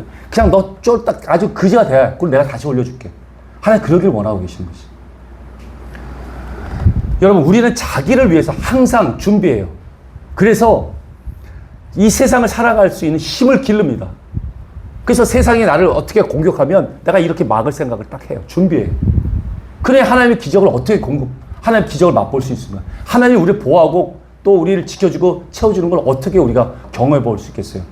내가 아프면 내가 준비했던 보험으로 딱 막아버리고 어떤 불황이 왔어. 그러면 내가 저축했던 걸로 딱 막아버리고 그래 하나님은 언제 공급해요? 언제? 다 내가 준비해놨는데 그냥 하나님 이런 건 내비두시고요. 내가 말씀드리는 것만 해주세요. 이런 관계예요. 이런 관계. 하나님 모든 것을 맡기는 그런 관계가 아닌 것이죠. 저에게 하나님께서 재정으로 저를 훈련시켰던 그 경험이 상당히 많아요. 되게 많았어요. 근데 그 중에 하나가 20여 년 전에 제가 선교훈련을 받고 있을 때였어요. 직장을 다닐 때였는데 거기 기독교 회사였어요. 그 기독교 회사에서 있었는데 제가 선교회 그 단체에서 훈련을 받거든요. 20여 년 전에. 그 선교훈련 받고 나서 심화과정인 제자훈련을 받았어요. 3년 반 코스예요. 아주 빡세게 받았습니다. 근데 거기에 있던 리더하고 제가 다니던 회사, 기독교 회사다 보니까 거기에 대표하고 만나서 작당을 했어요. 작당. 어떤 작당을 했냐면 우리 앞으로 6개월 동안 직원들에게 월급을 주지 말자. 뭐 이런 작당을 하니까. 왜? 오직 하나님께서 주시는 그 공급으로만 먹고 사는 것을 경험하게 해보자. 그런 거예요. 이 말도 안 되는 얘기를 하고 있는 거예요. 지금 뭐 노동부에 다 신고해버릴 그런 얘기인데 그때는 우리가 그냥 순진해서 그냥 그러면 우리가 그럼 그렇게 해봐야 된다 이렇게 생각하고 있었죠. 근데 좀 약간 지혜로운 사람들은 다 그만뒀어요. 60명 직원 중에서 절반이 그만뒀습니다. 이 말 같지도 않은 얘기 한다고 다 그만뒀어요. 근데 나머지 30명한테 그럼 그렇게 살아보자. 그러고 한번 해봤어요. 하나님 월급 하나도 안 줬지만 하나님께서 우리를 먹이시고 입히시는 걸 한번 경험해보자. 저는 거기서 월급을 많이 받았어요. 분해업체처럼 많이 받았는데 그때 다 그냥 뭐 10에 2조하고 어려운 사람 나눠주고 다 썼어요. 그래서 항상 통장에 제로로 만들어놨어요. 그런 삶을 살았어요. 그런데 월급이 당장 딱 끊기니까 이제 방법이 없는 거예요. 어떻게 해야 돼? 그러다가 저 집에 와서 고민을 했어요. 아내하고 얘기를 고민하는데 어떻게 해야 되냐? 그러면 한번 최소한으로 한번 줄여보자. 그러니까 뭐 애들 학원 다 끊어버리고 그러고 하니까 100만 원이에요. 100만 원. 100만 원이면 풀칠하면서 살 수 있어. 그래서 100만 원만 그러면 우리가 마련하면 된다. 그러면 당신 나가서 벌고 와. 이게 일반적인 생각이에요. 벌면 되지 100만 원만. 그럼 6개월. 자 그렇게 하자. 딱 했어. 그 다음에 작살나게 혼났어요. 하나님 앞에. 뭐 왜 작살난지는 아내하고 저만 알아. 얘기하지 마요. 너무 부끄러워서. 아주 박살나게 깨졌어요. 그래가지고 그 다음부터 아니다. 그러면 진짜 하나님께서 공부하는 대로 한번 살아보자. 저 결단을 했어요. 딱 결단한 순간 저희 누님이 그 소식을 듣고 100만 원을 딱 보내왔어. 그래서 너무 고마워. 이야 이렇게 채워주는구나. 근데 바로 선교단체에서 이제 몽골 선교 가야 된다고 120만 원을 내래. 돈 하나도 없는 상태예요. 그때도 120만 원이었어요. 여러분 몽골 선교. 그때 당시. 그러니까 이거 어떻게 돼? 지금 생활비가 하나도 없는데 이거 몽고 선비 내라고 그러니까. 아, 그래, 이제 그때 마음에 결단했어요. 결단하고, 좋다. 믿음으로 하자. 그러고 여기다 냈어. 그리고 열흘 동안 갔다 왔어요, 몽골. 그동안 쫄쫄이죠, 우리 가족들이. 어려움이 있었죠. 그때는 이제 막내가 없었을 때요. 우리 둘째까지만 있었을 때니까. 그리고 저 갔다 왔어요. 딱 갔다 오니까 그때부터 하나님께서 이제 막 붙는 거야. 5만원, 3만원, 뭐, 10만원, 30만원, 막 이러면서 계속 부시는 거예요. 그래서 채워주는 거예요. 하나님께서. 와, 너무너무 놀랐어요. 여러분, 한 달에 100만원씩, 정확하게 100만원씩. 110만원도 아니야. 와, 100만원씩만. 안 믿어지죠? 뭐 안 믿어도 상관없어요. 하나님의 증인이니까. 100만원씩. 이럴 줄 알아서 200만원 부를 거랬어. 그럼 200만원씩 딱 채워줄 건데, 100만원을 불러갖고 100만원씩 채워줬어요. 나중에는 제 친구들이, 저는 여기 이제 믿음 없는 친구들이에요. 고등학교 동창이니까. 동창회가 있는데, 거기서 갑자기 100만원을 보내온 거야. 남자가 좀 써라. 뭐 이런. 나는 걔들한테 그런 얘기한 적도 없어요. 그냥 여기서 사업부장으로 잘 돈 벌고 지내는 줄 알고 있는 애들인데 100만 원 보내는 거예요. 야, 그래서 제가 생각하기를, 야, 하다 그냥 안 믿는 사람도 그냥 쓰시는구나. 막 쓰시는구나. 그래서 할렐루야 막 이러고 있었죠. 어떨 때는 그 이후에도 이제 돈이 없어. 재정이 하나도 없어. 와이프가 쌀독에서 쌀을 막 긁는데도 안 나와. 쌀이 하나도 없어. 배고파. 하나도 없어. 이제 먹을 게 없어. 돈이 이제 안 채워졌어. 와이프가, 제 아내가 하나님께 기도했어요. 하나님, 쌀이 다 떨어졌습니다. 하나도 없습니다. 먹을 게 없습니다. 라고 쌀을 주세요라고 기도했어요. 그날 저녁 제가 쌀 들고 왔어요. 쌀을 20kg짜리 딱 들고서 딱 문을 열는데 와이프가, 저도 지금도 기억나요. 이걸 딱 보여 땅바닥에 주저앉아 버렸어. 너무 놀래갖고. 아니, 어떻게 하나님께 기도하니까 바로 응답을 받아요. 저는 그 회사에서 한 이사님이 농사 지은 거 한번 맛이나 보라고 20kg 준 거예요. 그냥 직원들에게 조금씩 나눠준 거예요. 그러니까 들고 온 거예요. 와이프가 그 이후로, 제 아내가 그 이후로 믿음이 엄청 성장했어요. 이렇게 6개월을, 여러분 6개월 엄청 깁니다. 생각보다. 길어요. 정말 길어. 근데 6개월 딱 끝났어. 그리고 저 회사에 모여서 서로 얘기 나눴죠. 어떻게 지냈나, 하나님 앞에 공급받는 저희밖에 없었어요. 나머지 다 자기가 뭐 하는 거. 가장 슬픈 얘기가 적금 깬 거. 이게 제일 슬픈 얘기. 그러니까 여러분, 하나님의 은혜를 경험하지 못해요. 경험을. 그러니까 여러분, 하나님 앞에 공급받는 것을 아무리 어려워도 하나님은 아버지 되시고 우리를 먹이신다는 것을 극한 상황까지 가서 경험해 보지 않으면요, 정말 하나님이 나를 그걸 믿어질까? 안 믿어진다니까요, 여러분. 한번 경험해 보셔야 되는 거예요. 경험해 보면 우리의 믿음이 달라집니다. 여기 있는 분들, 많은 분들이 경험했을 거라고 난 믿어요. 그 믿음을 잃지 마세요.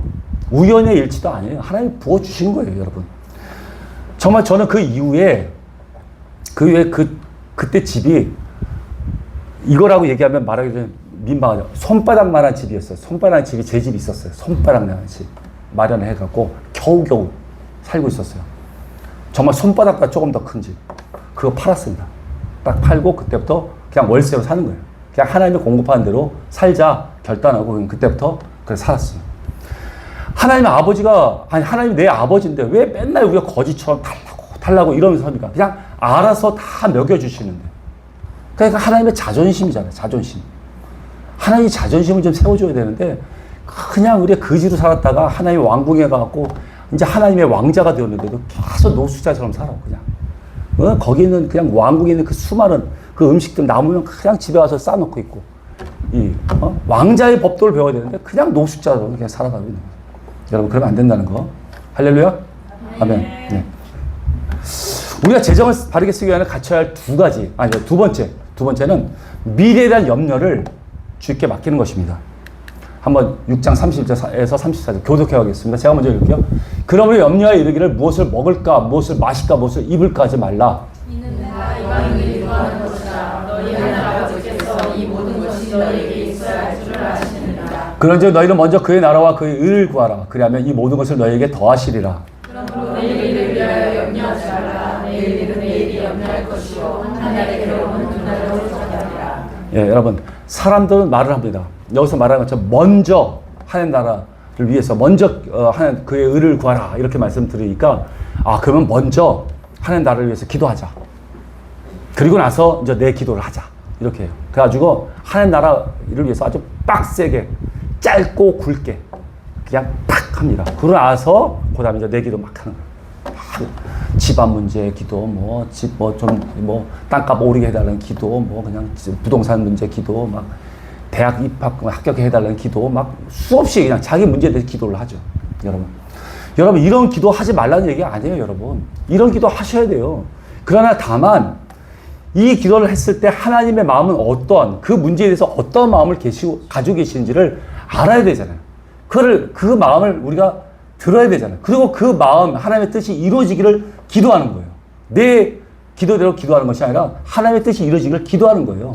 이것은 하나님의 나라와 의를 구하는 기도예요. 이것이 바로 그런 기도입니다. 근데 문제는 그냥 내 기도대로 해달라는 거예요. 내 기도를. 내 의견대로 해달라는 거예요. 이게 잘못된 기도예요. 이게 잘못 기도는 거예요. 우리가 하나님에게 기도하면서 하나님께서 주님의 마음을 알려주면 그대로 그 뜻이 이루어지게 해달라고 기도하는 것. 이것이 바른 기도예요. 하나님의 의를 위한 기도예요. 여기서 말하는 부분이 누가복음 12장 31절에서도 나와요. 먼저 그의 나라 의를 구하라는 말씀이 누가복음 12장 31절에 나옵니다. 여기에서는 이렇게 나와요. 오직 너희는 그의 나라를 구하라. 그리하면 이런 것을 너희에게 더하시라. 이 개역 한글로 번역했을 때 이렇게 나옵니다. 개역 한글. 여기는 오직이라고 말을 해요. 오직. 그런데 이것을 다시 한번 또 우리가 킹제임스 버전으로 봅니다. 킹제임스 버전으로 우리가 만약에 번역해서 보면 거기에는 뭐라고 나오냐면 그러나 오히려라고 번역을 해요. 그러나 오히려. 이게 영어로 뭐냐면 but rather예요. 그러니까 오히려 너희는 이런 것을 구하지 말고 이런 거를 해라. 이렇게 얘기하는 거예요. 이 말씀, 너에게 필요한 것은 내가 다 안다. 아버지가 되니까. 이런 거를 구하는 것은 그냥 하나님을 알지 못하고 아버지를 모르는 믿음 없는 사람들이 구하는 거니까 너희 이런 거 구하지 말고 너희는 그냥 오히려 하나님 나라를 위해서 기도해라. 오직 그것을 위해서 기도해라. 이렇게 말씀하시는 거예요. 이 말씀은 먼저 기도하고 나중에 이것을 구하라는 그런 말이 아니에요. 어떤 순서를 얘기하는 것이 아니에요. 그냥 강조하는 거예요. 집중하고 강조해서 말씀하시는 거예요. 오직 그것을 구해라. 근데 신앙생활 처음 하면은 여러분, 성도에게는 자기의 유익을 위해서 기도할 수 있어요. 얼마든지 기도할 수 있어요. 그럼 하나님께서 응답해 주세요. 처음 기도한 사람들에게는. 그래서 하나님 살아계심을 나타내 주시죠. 그래 응답해 줘서 그냥 하나님과 저 친밀한 관계가 될 수 있도록 하나님 계속해서 그렇게 보호해 주시고 응답해 주세요. 그러면 그것이 전부인 줄 알고 그걸 간증하고 막 난리 나요. 근데 그게 아닙니다, 여러분. 성장하고 성숙해지면요, 그다음부터 그런 기도하는 게 아니에요. 오직 하나님 나라를 위해서 기도하는 거예요. 하나님이 내 기도 안 하면 모르실까요? 전지전능하신 하나님께서 아세요, 다. 그러니까 하나님의 말씀대로 기도할 수 있어야 되죠. 근데 이와 반대로 어린애 같은 그런 기도가 있어요. 누가복음 18장 2절 8절인데 그냥 너무 길어서 제가 그냥 말씀드릴게요. 이 말씀은 뭐냐면 불의한 재판관이 있었어요. 불의한 재판관. 근데 한 과부가 자기 억울함을 그냥 그 원한을 갚아달라고 그냥 계속해서 상소합니다. 근데 이 불의한 재판관은 하나님도 두려워하지 않아. 그 정도로 불의한 재판관이야. 근데 너무 귀찮아갖고 들어준다. 너무 귀찮아서. 근데 여러분, 이런 것이 믿음의 기도입니까? 이런 게? 그렇게 계속 내 원한을 갚아달라고 하는 게 이게 믿음의 기도예요? 여러분, 무엇을 여러분 하나님께 간구하고 있어요? 무엇을 기도하고 있습니까? 그냥, 아까도 말씀드렸죠. 그냥 뭐 아파트 당첨, 뭐 이런 거. 내 개인 돈, 뭐 땅값 오르게 하는 거. 이런 기도. 이런 기도를 계속 드리고 있어요. 아주 이걸 계속 기도할 사람이 없어갖고, 야, 이렇게 기도하는 사람이 없다. 이렇게 기도해라. 이 비유로 말씀하시려고 기도하는 것입니까? 여기 누가복음 18장 8절. 이 8절만 한번 같이 읽어볼게요. 시작. 내가 너에게 이르노니 속히 그 원한을 풀어주시리라. 그러나 인자가 올 때에 세상에서 믿음을 보겠느냐 하시니. 여러분, 그래서 이 말씀 끝 구절에는요, 믿음 있는 자를 보겠느냐 말씀하셨어요. 이런 기도한 사람이 없어서 이런 기도자가 있겠느냐 이렇게 물어보시는 게 아니에요. 이런 기도는 여러분, 모든 기도원에 가면 이런 기도 하잖아요. 여러분, 그냥 내 기도 들어달라고 그냥 아니면 나 굶어 죽을 거예요. 그러고 그냥 막 기도하잖아요. 이런 건 절에 가도 있어요, 여러분. 무당집에 가도 있고요. 이단들도 이런 기도해요. 자기 기도하는 거. 이런 기도를 하나님께서 구하는 거예요. 말씀하시는 것이 아니에요. 대학철 되면요, 대학 입시철 되면요, 모든 종교인들이 다 대학교에 입학해달라고 기도합니다. 그럼 뭐, 다른 종교 모든 사람이 다 이런 기도해요. 그럼 누구 기도를 들어주겠어요, 하나님께서? 이건 뭐 영빨 싸움입니까? 영빨 싸움이야? 누구 진짜 신입니까? 막 이렇게 싸우는 거예요. 여러분, 아니잖아요, 여러분. 우리가 그들과 다른 기도를 해야 되는 거 아니에요? 다른 기도를 우리는 원하고 계시는 거잖아요. 믿음의 기도라는 것은 하나님의 뜻대로 기도하는 것을 말해요. 그래서 하나님께서 원하시는 이 땅에, 하나님께서 원하시는 것이 이 땅 가운데 이루어지게 해달라고 기도하는 거예요. 하나님 나라와 의가 회방되고 방해받는 것.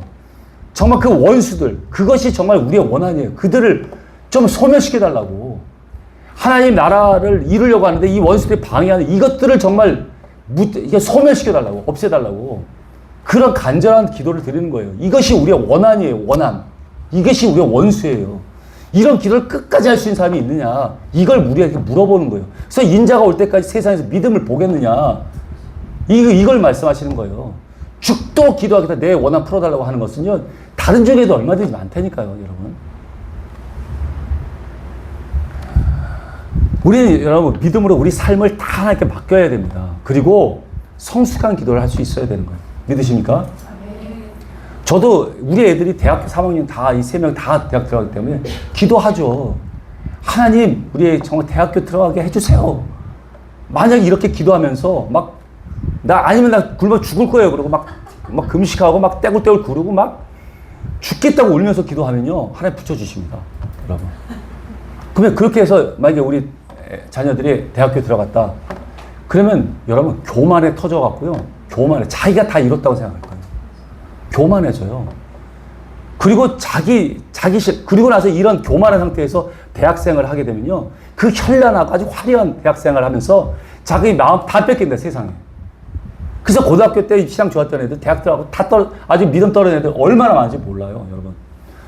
근데 부모가 그냥 그렇게 기도해갖고 이게 붙었으니까 그냥 기도 응답이라고 생각해요. 여러분, 그건 망하게 되는 거예요, 망하게. 그래서 저는 부족하지만 우리 애를 위해서 기도할 때 하나님, 이 일을 통해서 하나님께서 정말 주고자 하시는 걸 주세요. 가장 하나님께서 주고자 하시는 걸 주세요. 하나님 성품을 담게 해주세요. 주게 해주세요. 그리고 인내를 배우게 해주시고 절제를 배우게 해주시고 충성을 배우게 해주시고 하나님 인격적으로 만나게 해주세요. 라고 기도해요. 거기에 응답하세요. 하나님. 바로 떨어뜨리셨어요. 대학에 떨어졌어. 그러니까 얼마나 겸손해졌는지 몰라. 그냥 하나님만 붙잡아. 그리고 하나님 앞에 인격적으로 만나고요. 성장했어요. 그러고 나서 그 다음에 바로 그냥 붙이시잖아요. 오래 갈 필요가 뭐고 있어. 그게 됐으면 됐는데. 그러니까 지금 대학교 들어가서도 믿음의 공동체랑 같이 신앙을 절제할 수 있고 이거를 분별할 수 있어요. 그게 대학 다닙니다. 우리 둘째 딸, 여러분, 저는 이 얘한테 똑같은 기도를 했어요. 그때도. 근데 하나님께서 얘한테는 수능을 보지도 않게 해줘서 그냥 수시로 붙여버렸어요. 이 별명이 권사님이거든요. 그러니까 하나님을 그 어린애가 그냥 이거 하나님의 경외예요. 별명이 권사님이셨어. 그러니까 얘네 수능 갈 필요 없어. 그냥 수시로 가도 돼. 하나님은 여러분한테 수없이 좋은 걸 주려고 하세요. 그걸 막 아끼고 막 이러는 게 아니야. 줄만 하면 넘치도록 주기를 원하세요. 근데 우리는 우리 생각대로 해달라고 하는 거예요. 우리 생각. 그럼 망친다니까요. 여러분, 그럼 성경적인 부요함이라는 게 있어요. 성경적인 부요라는 게. 과연 성경적인 부요함이 뭘까요? 여러분, 요즘에 여러분 교회나 성경적인 재정 강의를 하는데 보면요. 세상적으로 성공한 사람들을 데려다가 막 간증자로 세웁니다. 성공한 크리스찬 기업가 또는 아주 쫄딱 망했지만 그냥 하나님의 은혜로 그냥 확 다시 회생한 사람들 세워놓고 막 강의하고 간증하게 하죠. 왜 근데 이런 간증들만 들으려고 하죠? 왜 이런 사람을 세워요? 그게 굉장히 좋아 보입니까? 아직도 부를 얻어야만 그것이 하나님께 복을 받았다고 생각하시나요? 가난하게 보일지라도 여러분 정말 어려운 사람들 힘있게 돕고 정말 풍족하게 누리면서 다른 사람들 돕고 살아가는 사람들, 하나의 원칙대로 재정을 활용하면서 사는 사람들, 이런 사람들 왜 세워지지 않을까요? 여러분, 지금의 기독교인들은요, 이 세상적으로 성공한 사람들, 그 사람들의 그 간증을 보면서 자기도 그런 성공을 기대합니다. 그리고 그것을 쫓아가려고 해요. 그래서 자꾸 그런 간증을 들으려고 해요. 결국은 신앙이라는 그 포장 아래 결국은 돈을 쫓아가고 있는 거예요. 돈을. 신앙이라는 포장 아래. 어떻게 하면 성경적으로 돈을 많이 벌까? 성경이라는 건 두 번째고 어떻게 하면 돈을 많이 벌까? 근데 이런 간증을 들으려는 사람이 많다 보니까 교회는 이런 사람들을 부르고 그렇게 간증하게 만드는 거예요, 여러분. 이것은 이 시대의 잘못된 신앙의 형태예요. 또다시 만몬을 쫓게 만드는 아주 위험한 행위인 것입니다. 예수님은요, 재물을 많이 쌓고 취하는 것을 복이라고 말씀하신 적이 없어요, 한 번도.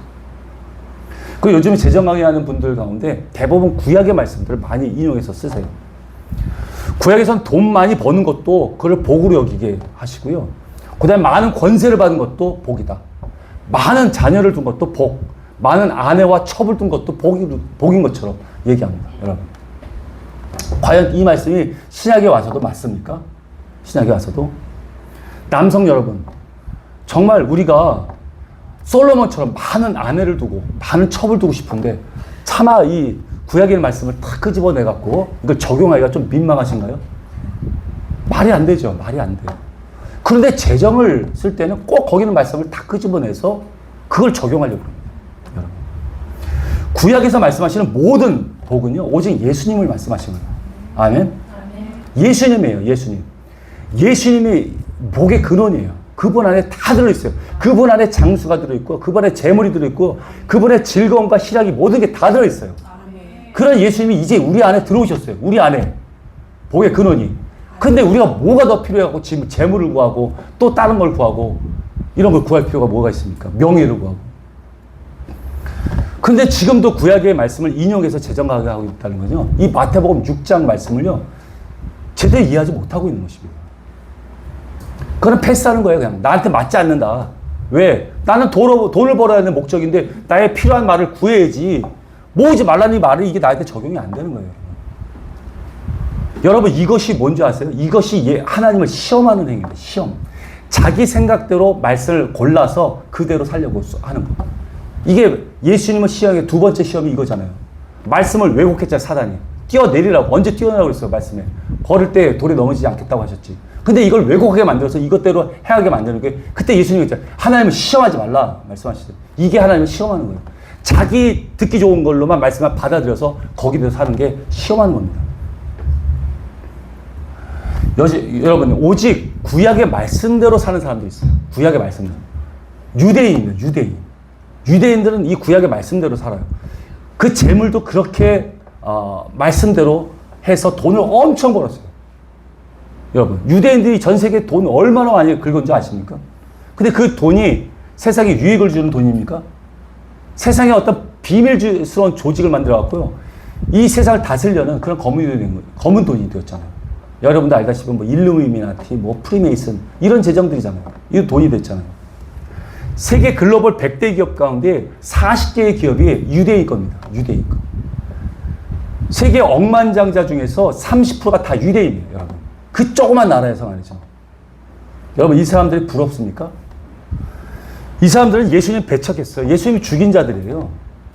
이 사람들은 생명 대신 예수님이 없어요. 그 실체가 없어요. 빛이신 예수님, 실제 되신 예수님이 없고 그림자만 있는 사람이에요. 그림자. 이 구약의 그림자거든요. 그것만 가지고 있는 자들이에요.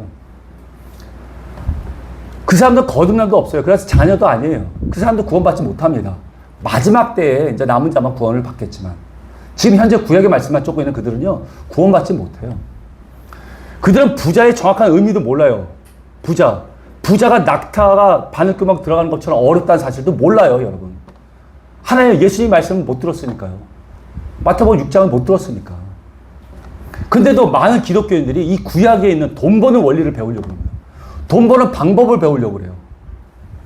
그래서 하나님께서 우리 예수님은 우리가 보고 돈 벌라고 말씀하신 적이 없어요. 돈을 잘 관리하라고 말씀하셨죠. 또 요즘에 보면 위험한 재정 강의들이 많습니다. 재정 강의만 아주 전문적으로 하는 아주 그런 유명한 간사분들도 많아요. 그분 한 사람 한 사람 보면요, 정말 대단해요. 대단해요. 하나님께서 정말 특별히 재정적인 은사를 부어줘서 사용하는 것 같아요. 그런데 여러분, 그분은 그분이에요, 여러분. 하나님께서 그분을 그냥 들어서 사용하는 것 뿐이에요. 모든 이들에게 적용되는 것이 아닙니다. 재정이라는 것은요, 여러분, 능력이에요. 은사예요. 돈이라는 것은 은사입니다. 은사를 하나님의 선물이에요. 주고자 하는 사람에게 주는 거예요. 신명기 8장 18절 우리 같이 읽어볼게요. 그리고 밑에 있는 것도 같이 읽을게요. 시작. 내 하나님 여호와를 기억하라. 그가 내게 재물 얻을 능력을 주셨습니다. 내 사랑하는 형제들아 들을지어다.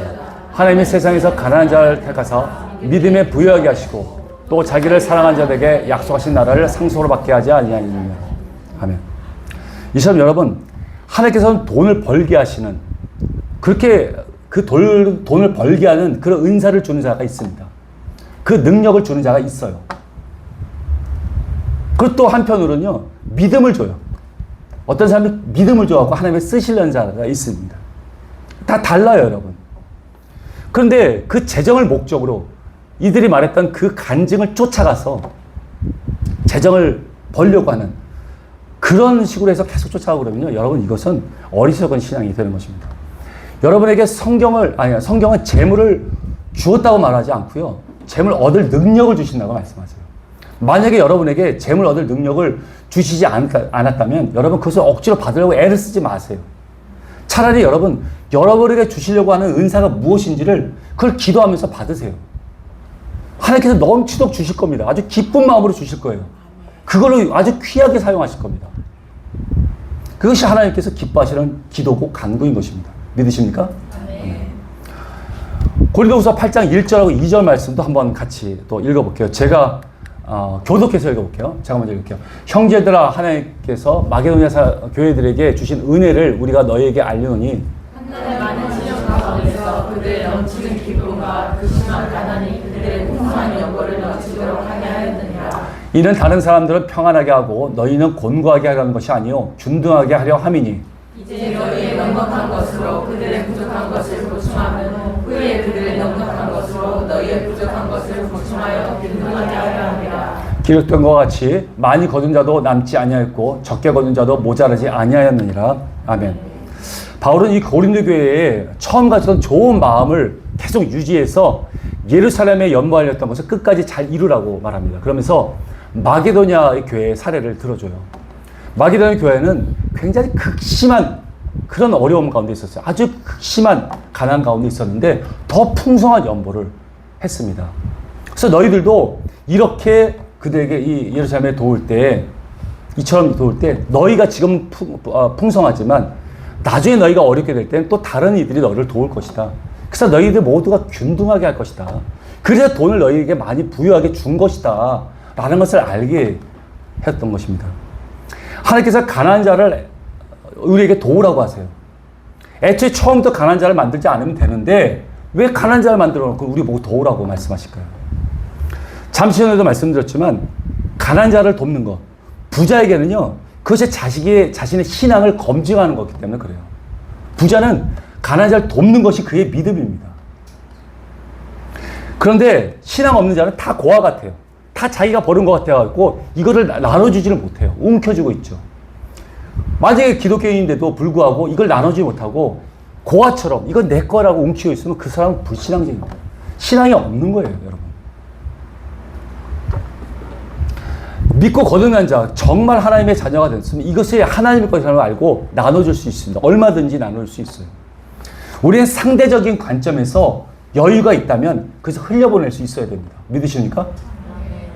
그게 믿음이에요. 그게 믿음. 그래서 부한 자를 만드셨고 또 가난한 자들 있게 하신 겁니다.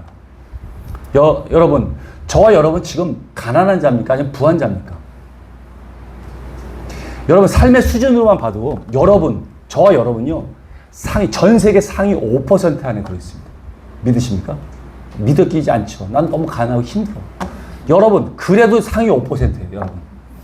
지금도 한 끼를 먹지 못하는 사람 얼마나 많은 줄 아세요? 한 끼를 먹지 못하는 사람들. 인도의 수많은 빈민들, 불가촉 천민들, 인도네시아, 파키스탄, 방글라데시, 러시아 그 주변에 있는 사람들, 동남아의 수많은 국가들, 남미, 나이지리아, 이디오피아, 아프리카 수많은 나라들 전부 다 못 살아요. 중국의 빈민들 다 못 살아요. 북한 말할 것도 없어요. 여러분 다 못 살아요. 한 끼를 못 먹어, 한 끼를. 세 끼를 먹는다고 해도 우리가 누리는 이 생활 문화를 누리지 못해요. 근데 이렇게 못 살게 된 이유가 여러분, 우리에게 나눠주라고 했던, 균등하게 하려고 우리에게 재물을 얻을 능을 준 사람들이 그걸 풀지 않아서 그래요. 그걸 풀지 않아서. 그냥 움켜쥐고 있어서 그렇게 되는 것입니다. 세상 사람은 이해가 되죠. 고아니까. 근데 우리 아버지가 있잖아요. 아버지가. 하나님 우리를 먹이는데 왜 우리가 움켜쥐고 있습니까? 이러면 정말 부자가 천국에 들어간 것이 어려운 것처럼 못 들어간다니까요. 농담으로 들으면 안 돼요. 못 들어가. 특히 이제 뭐 목사님들도 많이 계시지만 목사님들도 들으셔야 돼요. 지금의 교회에 담임하고 있는 목사님들 왜 이렇게 부자입니까? 왜 이렇게 부자예요, 여러분? 왜 목사들이 부유하게 살아야 됩니까? 우리 목사님 빼고. 여기는 목사님들 다 가난해. 너무 불쌍해. 불쌍해. 너무 가난해. 근데 왜 이 큰 교회들, 이 목사님들이 왜 이렇게 부유하게 살아요? 여러분, 부유하게 사는 목사들은 이단이잖아요. 이단들이 그렇게 부유하게 살잖아요. 근데 이단도 아니면서 왜 이렇게 많이 모아? 참. 열방에 베풀지 않고 자기들 계속 모아요. 그러니까 어떻게 성도들한테 이걸 흘려보내라고 말할 수 있어요. 목사라는 것은요, 목사라는 분들은요, 절대로 그 나라, 자기가 살고 있는 그 나라의 중산층 이상 살면 안 돼요, 여러분. 그럼 믿음이 없는 거예요, 믿음이. 하나님께서 그렇게 살지 말라고 예수님이 로고스인 예수님 직접 오셔서 말씀하셨는데 그 말씀 안 듣고 아까 말한 것처럼 구약의 말씀 듣는다니까요. 다윗처럼 부자 되고 솔로몬처럼 아브라함처럼 거부가 돼야지 이게 복을 받는 거라고 생각해요. 믿음이 없는 거라니까요, 여러분. 중산층 이상 살면 안 돼요. 중산층은 왜? 부자도 이해할 수 있고 가난한 사람도 이해할 수 있는 그 선까지. 가능하면 더 밑에 살아야 되겠지만. 자동차도 마찬가지예요, 여러분. 여러분, 자동차도 만약에 정말 중산층 사는 그 차가 소나타다, 격이. 그럼 소나타 이상 살면 안 돼요. 그거 타고 다니면 안 됩니다, 여러분. 교통수단으로 타야지 왜 그게 권위의 상징으로 보이면서 다녀야 됩니까, 여러분. 그러니 그런 목사님이 섬기고 있는 그 교회는요, 부자들만 모여요, 부자들만. 부자의 영이 흐르나 봐. 부자예요. 여러분도 부자 되고 싶으면 그런 교회 가세요. 정말. 구원은 장담할 수 없어요, 구원은. 장담 없어요. 천국에 뭐 부자들은 좀 어렵다고 하니까. 여러분, 돈에 대한 욕심은 끝이 없어요. 이게 불신앙이에요. 이게 불신앙인 것입니다. 그냥 우리는 흘려보내야 돼요. 흘려보내. 그래야지 부유한 거예요. 정말 목사님이 이렇게 사는 거 정말 마음 아파요. 정말. 본이 안 되잖아, 본이. 그게 다 넘어져요. 재정으로 넘어지는 거 보면 너무 안타까워. 정말 안타까워요. 끝으로 마태복음 28장 20절 말씀 드리고 마치겠습니다. 함께 읽을게요. 시작. 내가 너희에게 분부한 모든 것을 가르쳐 지키게 하라. 볼지어다 내가 세상 끝날까지 너희와 항상 함께 있으려 하시니. 아멘. 하나님께서는 우리가 주의 도를 가르치고 그것을 지킬 수 있게 하라고 하십니다. 우리 세계 열방에 복음을 전하고 또 전도하고 선교하고 하는 거 다 중요합니다. 굉장히 중요한 일이에요. 근데 그거보다 더 중요한 게 있는데 그것은 예수 그리스도 믿고 그 믿은 이후에 그리스도인이 된 이후에 정말 하나님께서 가르쳐 주시는 그리스도인다운 그런 삶을 살지 못하고 있는 것. 그것이 더 안타까워요. 하나님의 뜻대로 가르쳐주고 이렇게 살라고 가르쳐주고 지키게 할 수 있도록 그렇게 이끌어줄 수 있는 그 참된 리더가 없다는 게 너무 안타까운 거예요. 그냥 예수님만 믿으면 뭐합니까? 예수님 믿는다 그 이후의 삶이 성경적으로 살 수 있고 그리스도인처럼 살 수 있게 만들어줘야 되니까요. 그런 리더가 별로 없다는 거예요. 그게 안타까운 거죠. 워낙 값싼 복음만 듣고 신앙생활 하다 보니까 교회 목회자분들이 조금만 싫은 소리 해도요, 그 성도들이 안 나옵니다. 그러니까 그게 또 두려워서 그 말을 못 해요.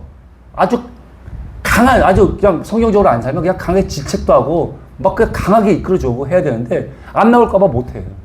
그러니까 그런 성도들은요, 그냥 사단이 있기만 후하고 불면 그냥 다 쓰러져요. 넘어지는 그런 성도들이에요, 여러분. 여기서 또 그런 얘기예요. 값싼 복음라고 얘기하니까 세상에 값싼 복음이 어딨어.